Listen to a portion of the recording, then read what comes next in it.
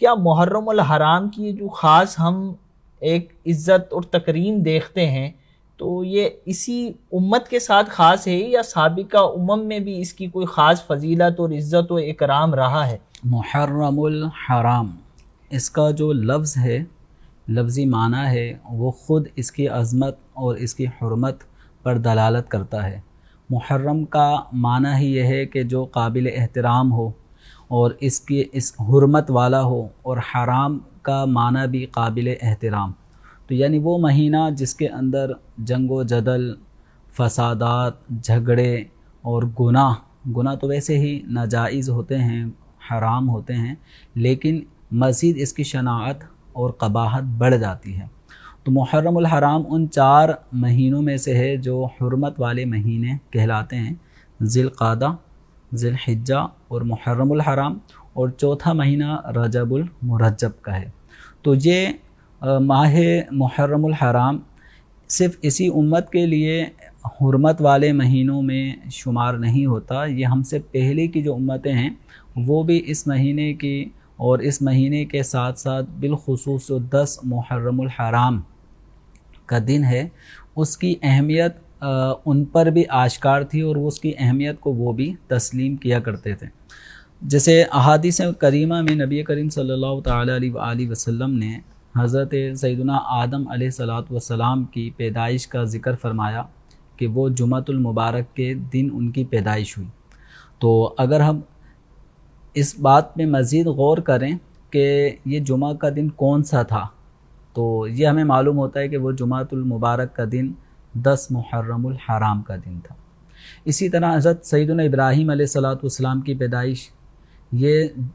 عاشورہ یعنی 10 محرم الحرام جمعے کے دن ہوئی۔ اسی طریقے سے حضرت سیدنا عیسیٰ علیہ نبینا علیہ السلام کی پیدائش بھی عاشورے کے دن ہوئی۔ حضرت سیدنا موسیٰ علیہ نبینا علیہ السلام کو اور آپ کی قوم کو فرعون اور اس کے لشکریوں سے نجات ملنے والا دن بھی یہ 10 محرم الحرام جسے عاشورہ کہا جاتا ہے، یہی وہ دن تھا۔ اور جب نبی کریم صلی اللہ تعالیٰ علیہ وآلہ وسلم مدینہ منورہ تشریف لائے مکہ مکرمہ سے، تو وہ جب آپ صلی اللہ تعالیٰ علیہ وسلم کا مدینہ منورہ میں قیام رہا، اور جب اس دوران محرم الحرام کا مہینہ شروع ہوا، تو آپ صلی اللہ تعالیٰ علیہ وآلہ وسلم نے یہودیوں کو اس مہینے کی تعظیم کرتے ہوئے یوں دیکھا کہ وہ 10 محرم الحرام کو روزہ رکھ رہے ہیں۔ تو نبی پاک صلی اللہ تعالیٰ علیہ وآلہ وسلم نے ان سے دریافت فرمایا کہ یہ کیا دن ہے، یعنی اس دن کی یہ عظمت اظہار جو کر رہے ہو، جس کی عظمت کا روزہ رکھ کر، اس کی کیا وجہ ہے؟ تو ان یہودیوں نے نبی کریم صلی اللہ تعالیٰ علیہ وآلہ وسلم کو بتایا کہ یہ عاشورہ 10 محرم الحرام وہ دن ہے کہ اس دن میں اللہ تبارک و تعالیٰ نے حضرت سیدنا موسیٰ علیہ السلام اور آپ کی قوم بنی اسرائیل کو فرعون اور اس کے لشکریوں سے نجات عطا فرمائی۔ اسی دن فرعون بما اپنے لشکر کے غرق ہوا۔ تو حضرت سیدنا موسیٰ علیہ نبینا علیہ السلام نے اس پر شکر خداوندی کے خاطر 10 محرم الحرام کو روزہ رکھا۔ تو ہم بھی موسیٰ علیہ السلام کے اس طریقے پر عمل کرتے ہوئے، یعنی بنی اسرائیل، اہل کتاب، یہودی، یہ اس دن روزہ رکھ کر اس موسیٰ علیہ السلام کے عمل کی گویا اتباع کر رہے ہیں۔ تو نبی پاک صلی اللہ تعالیٰ علیہ وآلہ وسلم نے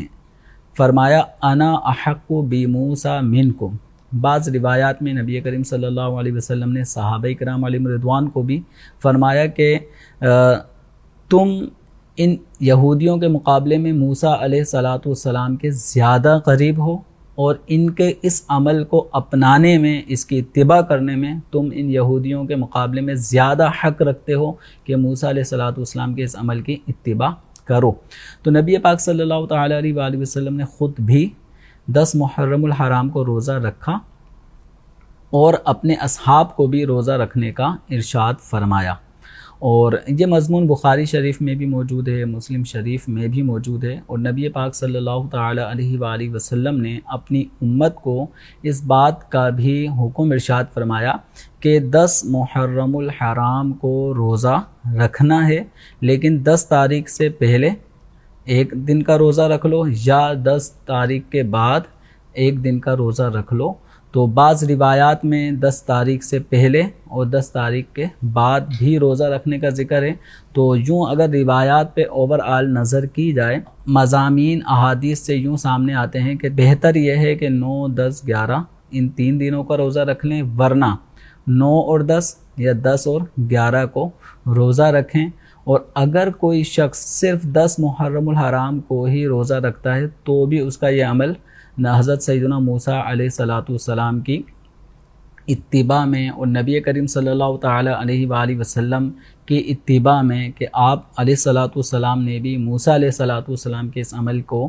جاری رکھا، اور شکر خدا بندی کا ایک طریقہ اپنی امت کو یہ بھی تعلیم فرما دیا کہ جب اللہ تبارک و تعالی مصائب و آلام سے، مشکلات سے کسی بندے کو نجات عطا فرمائے تو وہ دن، وہ یوم نجات، وہ ایک شکر خدا بندی کا ایک دن ہوتا ہے۔ اس کو اگر بندہ منانا چاہے ہر سال، یاد رکھ کر شکر خدا بندی کا ایک ذریعہ بن جاتا ہے یہ دن منانا، تو یہ عمل آپ صلی اللہ تعالی علیہ وسلم نے جاری فرمایا۔ تو اب اگر کوئی 9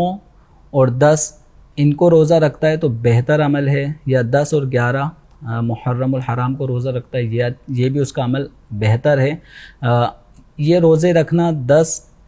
کا یا 10 کے ساتھ 9 یا 10 کے ساتھ 11 تو یہ رکھنا واجب نہیں ہے۔ تو اگر کسی نے 9 تاریخ کا روزہ نہیں رکھا یا 11 تاریخ کا روزہ 10 محرم الحرام کے روزے کے ساتھ نہیں رکھا تو وہ گناہ گار نہیں ہوگا۔ البتہ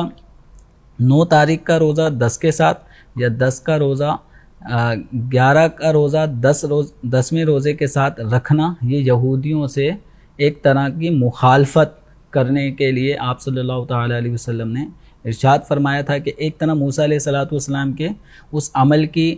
پیروی اور اتباع بھی اس امت میں آ جائے، لیکن کہنے کو یہ نہ رہے کہ ہم بھی روزہ رکھتے ہیں اس دن، تم بھی مسلمان اس دن روزہ رکھنے لگ گئے، تو